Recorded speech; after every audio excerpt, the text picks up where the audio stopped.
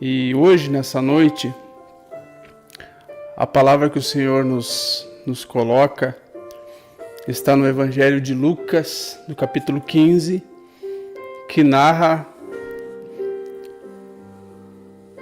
o encontro do filho que se perdeu. O texto diz que um homem que tinha posses, ele tinha 2 filhos. O mais moço, ele se dirigiu ao pai e pediu a parte que lhe cabia dos haveres.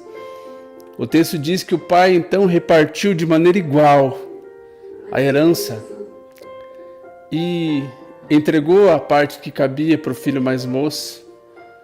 Ele pegou o que lhe era de direito e foi para uma terra distante, gastou tudo. E quando ele percebeu que não tinha mais nada, o texto diz assim: caindo então em si, ele pensou: na casa do meu pai eu tinha de tudo, até os empregados têm o que comer, e eu estou aqui a morrer de fome. Levantar-me-ei e irei, voltarei à casa do meu pai, e dir-lhe-ei: Pai, pequei contra o céu e contra ti. Trata-me como um dos teus empregados. O texto diz que quando o filho se aproxima de casa, o pai então, ele, tomado de compaixão, ele nem espera o filho se aproximar, ele já vai ao encontro, abraça e beija,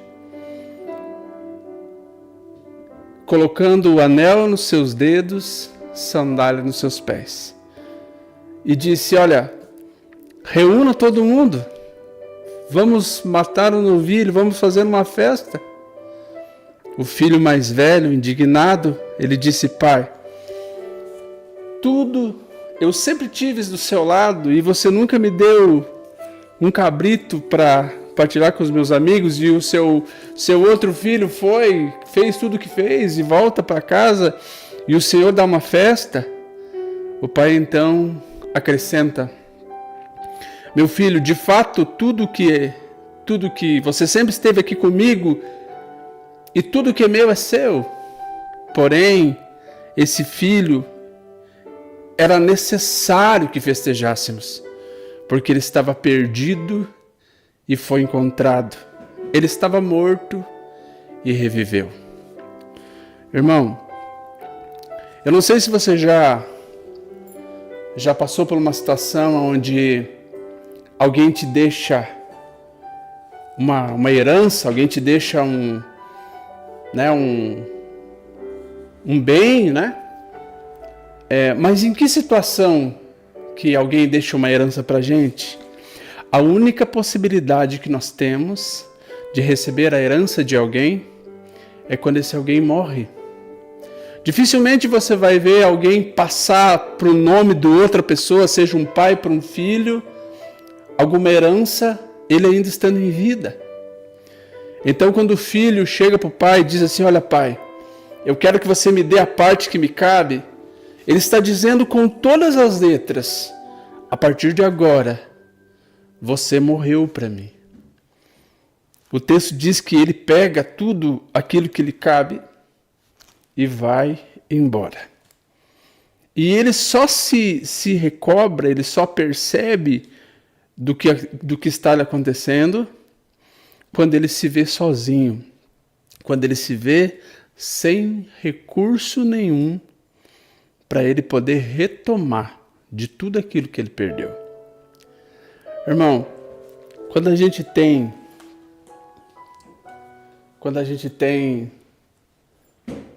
uma experiência de Deus, a gente percebe que a primeira coisa que se afasta de nós quando a gente se perde das mãos de Deus é a presença.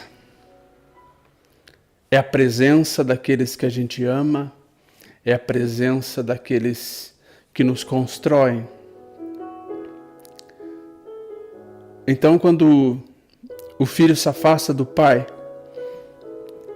E quando ele se vê sem nada, ele percebe que